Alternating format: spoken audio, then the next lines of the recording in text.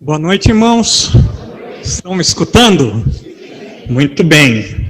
Então, quero convidar vocês a abrirem as suas Bíblias lá no Salmo de número 133. Salmo 133.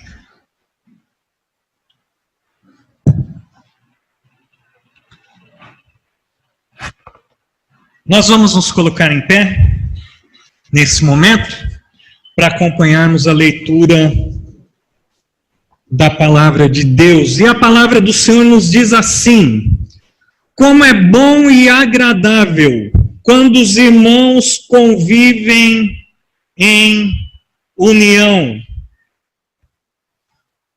Ele continua e nos fala que é como o óleo na barba de Arão. Depois ele nos diz e fala que é como o orvalho do Hermon. Abaixe sua cabeça, feche seus olhos, nós vamos orar.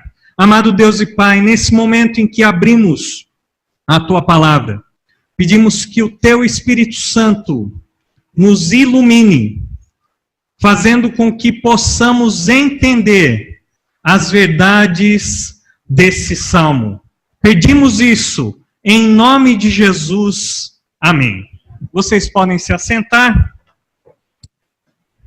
Nós estamos vivendo dias difíceis. Estamos enfrentando uma nova realidade nos nossos relacionamentos. Nossos relacionamentos hoje, eles estão sendo marcados pela solidão, pessoas que vivem cercadas de outras pessoas, mas se sentem totalmente solitárias. Também temos vivido dias onde a marca dos relacionamentos é a independência. Também experimentamos mais do que nunca a rivalidade. Nós acabamos olhando para as outras pessoas, não como seres humanos, não como pessoas que pertencem ao mesmo povo, mas pessoas que são uma ameaça ao nosso emprego, à nossa individualidade. Outra marca dos dias de hoje é o egoísmo. Mais do que nunca nós percebemos que as pessoas estão comprometidas simplesmente com aquilo que lhes agrada, aquilo que vai de encontro aos seus objetivos e prazer. Estamos vivendo também uma época de superficialidade. Todos os relacionamentos são superficiais. As pessoas se encontram, elas se cumprimentam, elas até mesmo conversam, mas elas não têm um relacionamento em profundidade. As pessoas se conhecem muito pouco, sabem poucas informações. Nós estamos perdendo o hábito de convidar as pessoas para nos visitarem, para entrarem na intimidade do nosso lar e da nossa vida. Estamos vivendo a época dos relacionamentos utilitários.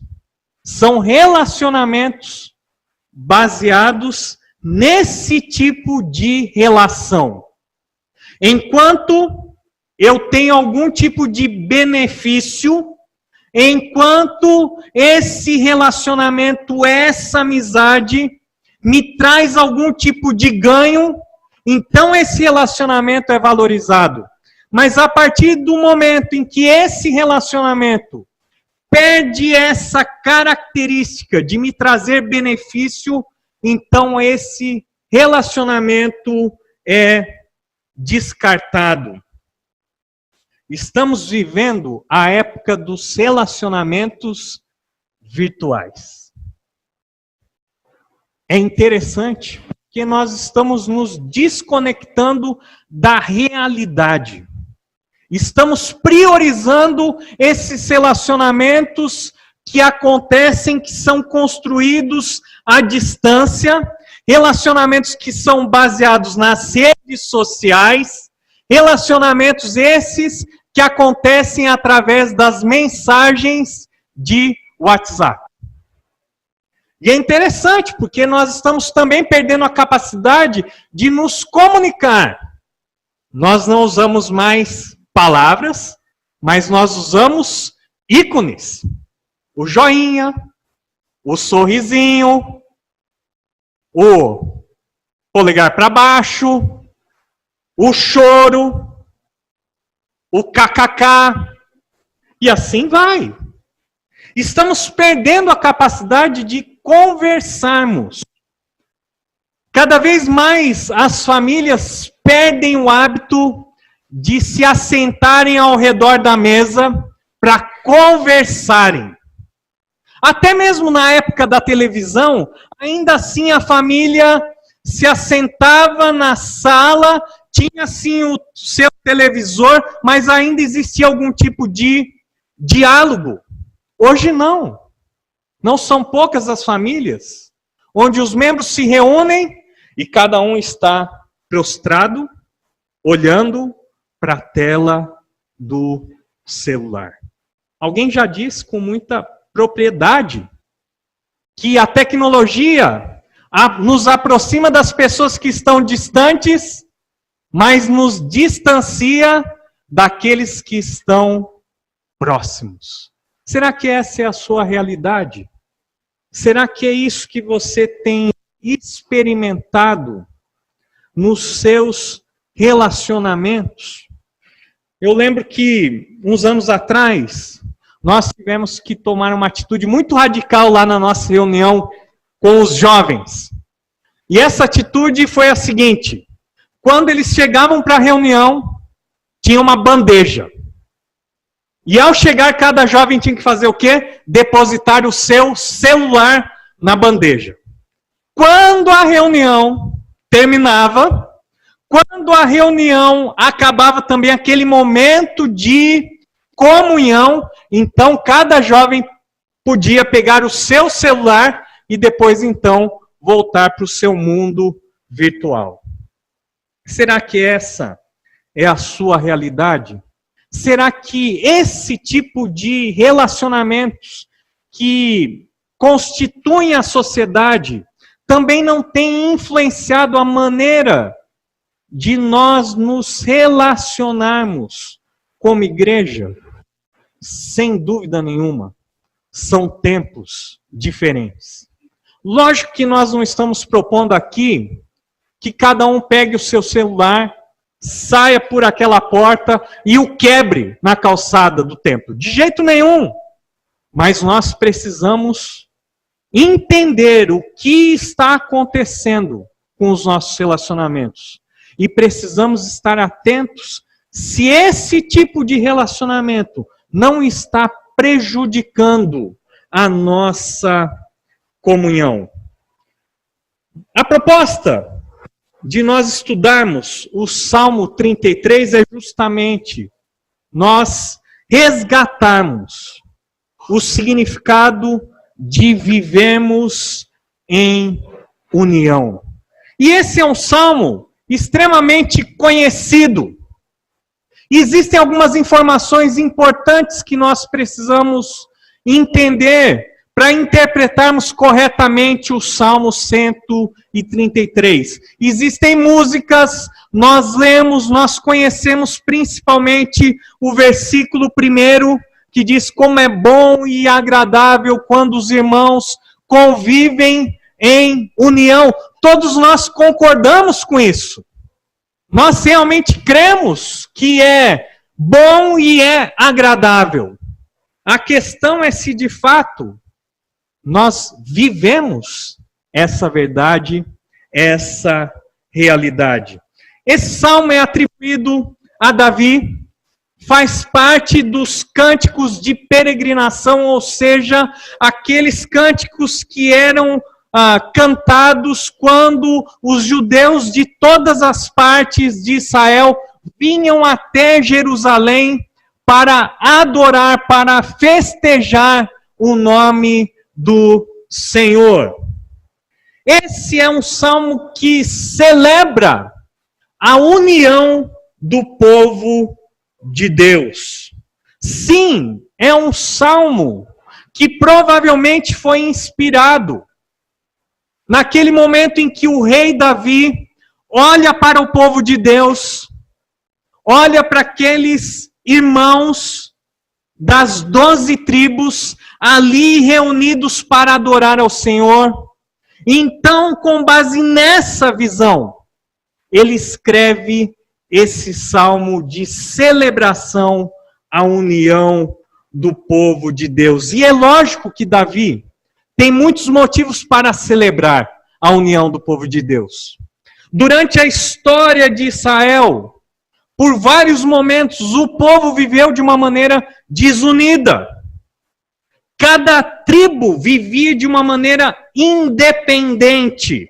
No livro de Juízes, nós encontramos um triste retrato, onde nós vemos que cada um fazia o que bem entendia. Nós vemos que no reinado de Saul, esse tipo de relação entre as 12 tribos não alcançou muito progresso. Existiam conflitos, rivalidades entre as tribos de Israel. Como resultado, o povo de Deus sofreu de um enfraquecimento, de uma desunião. Mas o Salmo 133 retrata a obra de Deus no povo de Israel.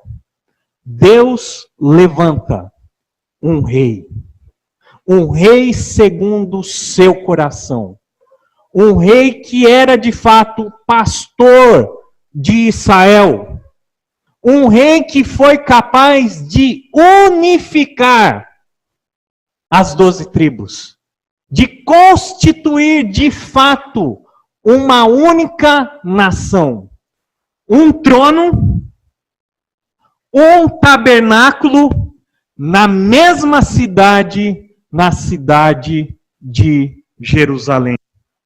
E é com isso em mente que Davi provavelmente escreveu o Salmo 133. Deus une a nação, une o seu povo debaixo do rei Davi. Por essa razão, o Salmo 133 valoriza tanto a união do povo de Deus. E é isso que nós vamos estudar nessa noite. Acompanhe comigo a leitura do versículo 1. Como é bom e agradável quando os irmãos convivem em união. É muito interessante, porque esse salmo, apesar de estar próximo dos salmos que celebram a família, aqui Davi celebra os irmãos como sendo aquelas pessoas que fazem parte do povo de Deus. Irmãos esses que participam das 12 tribos de Israel. E Davi, então, se refere aos irmãos como aqueles que fazem parte da nação do povo de Deus. E é muito interessante porque ele valoriza essa união desses irmãos. Ele diz como é bom e agradável quando os irmãos convivem em união. E literalmente, conviver em união significa sentar-se ao lado. É isso que o Salmo diz. Você se senta ao lado de uma pessoa que você não gosta? Quando você tem um problema com um irmão da igreja, o que é que você faz?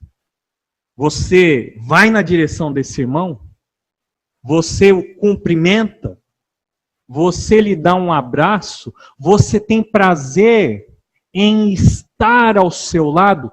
De forma alguma. Quando nós temos um problema de relacionamento, quando a nossa comunhão ela é interrompida, nós não temos prazer em conviver. Lógico que o salmista aqui não está exaltando o fato de nós nos assentarmos ao lado dos nossos irmãos, mas ele está falando sim a respeito dessa convivência, dessa vida compartilhada, da capacidade de vivermos todos juntos no mesmo lugar. E esse foi um grande desafio para a nação de Israel. Esse foi um grande desafio para as 12 tribos. Mas agora, Davi olha para o povo de Deus e percebe que todos estão unidos, vivendo. E isso ele chama de bom e agradável. É essa a ideia de vivermos unidos. Mas o texto, ele continua. E nós encontramos lá, se eu conseguir mudar aqui, o versículo 2. E no versículo 2, nós encontramos uma figura de linguagem muito estranha. Porque Davi, então, ele diz que a comunhão dos irmãos, a união dos irmãos é muito bom, é agradável. E ele faz, então, duas comparações que muitas vezes nós não entendemos. Uma comparação faz referência ao momento histórico na vida de Israel.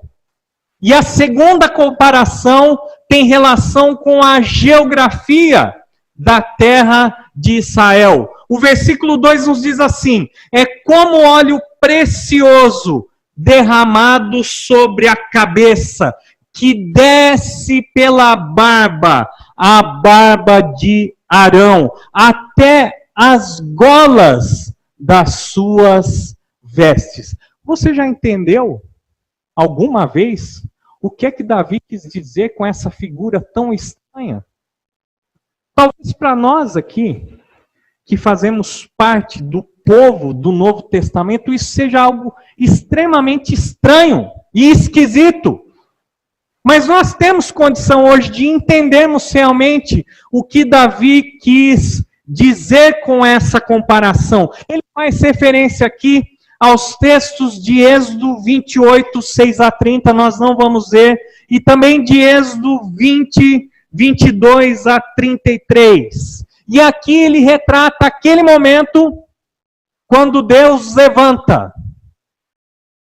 os seus sacerdotes, aqueles que seriam responsáveis em intermediar o relacionamento do povo com o próprio Deus.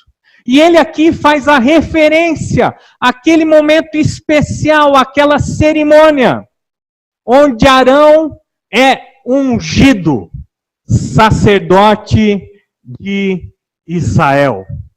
Aquele óleo especial era derramado sobre a cabeça de Arão.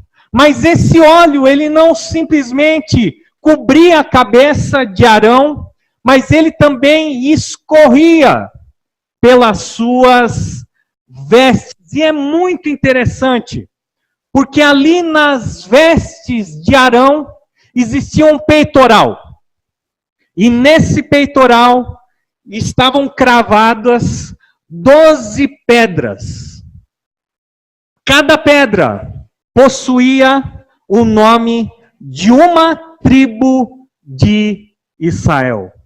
Quando Deus unge Arão, ele não unge apenas Arão, ele unge todo o povo de Israel.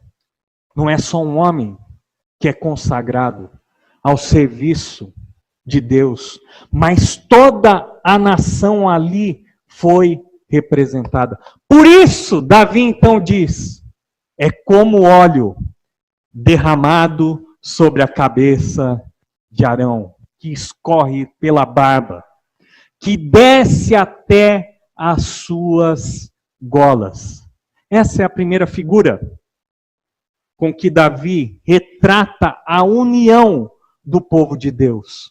O óleo, a unção, representava a consagração de um povo. Povo esse que foi escolhido para servir ao Senhor. Mas ele continua. E ele traz então uma segunda figura na sua mente. E ele retrata então nesse poema. E ele diz assim no versículo 3. Acompanhe comigo a leitura aí na sua Bíblia. É como o orvalho do Hermon quando desce sobre os montes de Sião. Ali o Senhor concede a bênção da vida para sempre. É como o orvalho do Hermon quando desce sobre os montes de Sião. Ali o Senhor concede a bênção da vida para sempre. O orvalho deste monte que desce até os montes de Sião. Algo também muito estranho aos nossos ouvidos. Porque nós não estamos familiarizados com a geografia de Israel. Mas nós aprendemos que o Monte Hermon era um monte muito importante para a nação de Israel. Você tem aí uma foto, e nós aprendemos então que o Monte Hermon, ele se localiza no extremo norte do território de Israel. Esse monte é um monte que fica coberto por neve quase durante todo o ano. Esse monte possui mais de 2.800 metros.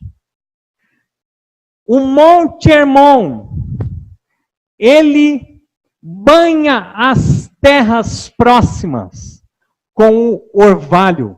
E por isso a região norte de Israel é uma região frutífera, onde a terra é fértil, onde você encontra muito verde, onde você encontra muitas flores. Mas veja que Davi diz, ele diz que a união do povo de Deus é como o orvalho do Hermon, quando desce sobre os montes de Sião. O problema é que o Monte Hermon está muito distante dos montes de Sião. Enquanto o Monte Hermon se localiza no extremo norte, os montes de Sião se localizam ao sul. E alguém poderia ler esse texto e chegar à conclusão de que houve um erro. Porque o Monte Hermon não tem nenhuma relação com os montes de Sião.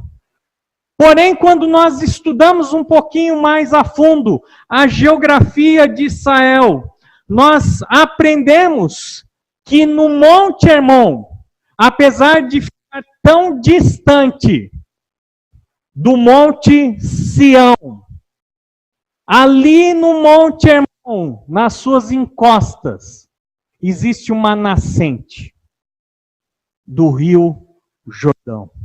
Rio esse que cruza todo o território de Israel.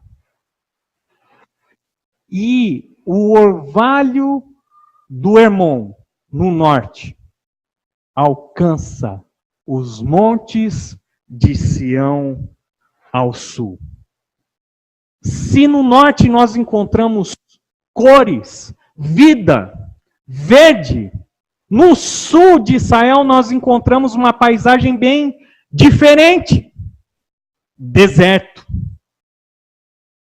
sequidão, calor, ausência de vida. Mas é justamente no sul que Deus instituiu a sua santa cidade Jerusalém. Cidade essa que abrigava o trono de Israel e o tabernáculo do Senhor. O que Davi estava querendo dizer com que é como o orvalho de Hermon que desce até os montes de Sião. É muito simples. E o que Davi quis dizer é o seguinte: olha, o norte de Israel abençoa o sul. E o sul de Israel também abençoa o norte. O norte precisa do sul. E o sul precisa do norte. E por isso é como o orvalho do Hermon que desce até os montes de Sião. Por isso, a união do povo de Deus, norte e sul, sul e norte, é algo bom e agradável.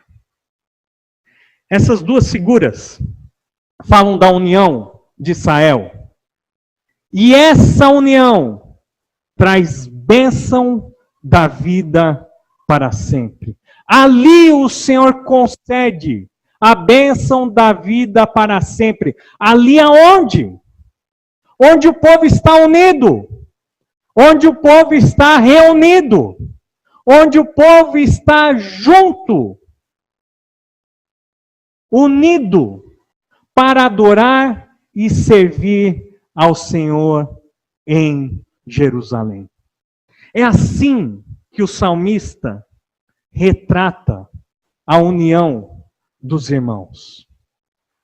Agora, lógico, nós estamos distante dessa realidade.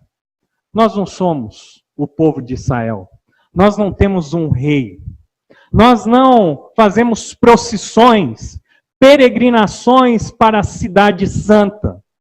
Mas nem por isso esse salmo deixa de ter uma importância vital para as nossas vidas como povo de Deus. E eu queria trazer algumas aplicações dessa mensagem para vocês. Em 1 Pedro, capítulo 2, versículo 9, nós vemos o seguinte: vocês, porém, são geração eleita, sacerdócio real, nação santa, povo escolhido de Deus, para anunciar as grandezas daquele que os chamou das trevas para a sua maravilhosa luz.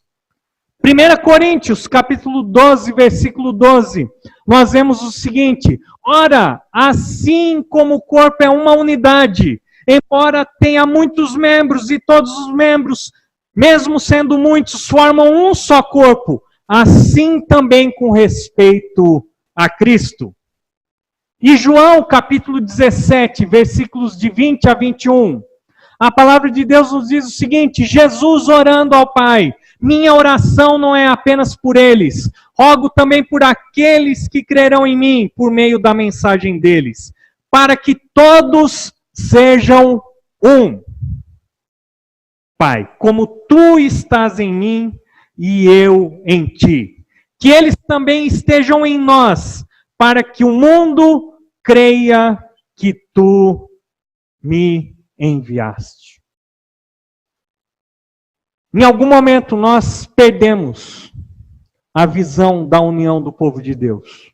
E é lógico, com o passar dos anos, à medida que nós nos relacionamos com pessoas diferentes, com ideias diferentes, com culturas diferentes, com histórias diferentes, também com valores diferentes, mesmo quando nós nos encontramos dentro de uma igreja, sem dúvida nenhuma, a proximidade e o tempo vão, de alguma maneira, causar alguns atritos, alguns problemas, alguns desentendimentos.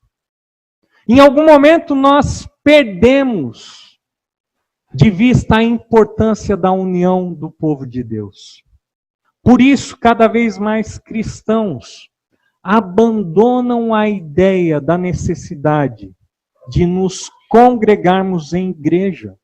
Isso não é um problema só na cidade de Atibaia, isso é um problema que está acontecendo ao redor do mundo. Pessoas que estão valorizando sim o seu relacionamento individual com Deus, que acreditam que não precisam do corpo de Cristo. Pessoas que acreditam que simplesmente um grupo reunido em casa substitui os momentos solenes e importantes de nos reunirmos numa comunidade de fé para adorarmos e ouvirmos a proclamação da palavra de Deus. Não é à toa que cada vez mais as igrejas têm divulgado seus cultos através da internet. E uma coisa que é muito boa, porque aqueles que estão em viagem, aqueles que estão em outros países, podem crescer na fé através dessa ferramenta. Por outro lado, essa ferramenta tem facilitado a ideia de que os irmãos podem adorar a Deus na particularidade do seu lar. Precisamos resgatar essa visão de Davi. Precisamos celebrar a nossa união. Precisamos lutar para permanecermos juntos, unidos, apesar das dificuldades, apesar dos desentendimentos, apesar das mágoas, dos atritos, que com certeza irão acontecer. Nós não podemos abrir mão da união do povo de Deus. Não podemos perder o sentido de corpo. Precisamos parar de pensar simplesmente nas nossas necessidades. Precisamos matar o nosso eu. Precisamos entender a importância de viver em comunidade. Precisamos redescobrir o valor da cooperação, do servir. Precisamos derrubar as barreiras da nossa individualidade, do eu, do meu, da minha. Precisamos juntos experimentar a verdadeira comunhão, que é a marca do povo de Deus. Por isso Jesus ora e diz: a minha oração é para que eles sejam um, para que o mundo creia que tu me enviaste. Quando estamos em união, quando usufruímos da verdadeira comunhão, nós, como povo de Deus, simbolizamos para o mundo aí fora que nós pertencemos a Deus, que nós dependemos uns dos outros enquanto dependemos de Deus. Precisamos resgatar o cristianismo, que não pode ser transformado numa religião individual. Não. O cristianismo é uma religião coletiva, comunitária. Se queremos experimentar aqui em nossa comunidade o fortalecimento da nossa igreja, se nós queremos realmente usufruir da união que o Espírito Santo nos dá, se nós queremos experimentar no nosso meio a harmonia, o entendimento, o perdão, a cooperação na missão, e se queremos ver a nossa igreja crescendo nessa cidade, crescendo no impacto no nosso país e também ao redor do mundo, nós precisamos hoje assumir um compromisso de união. E é lógico que eu sei que muitos de nós aqui levam dentro de si ainda algumas mágoas, alguns desentendimentos, não porque alguém me contou, não porque o pastor me falou de alguém específico. Não porque alguém foi na minha casa e me disse alguma coisa. Mas eu sei, porque simplesmente isso tudo faz parte da nossa condição humana. Eu creio que todos nós aqui queremos ver uma igreja forte.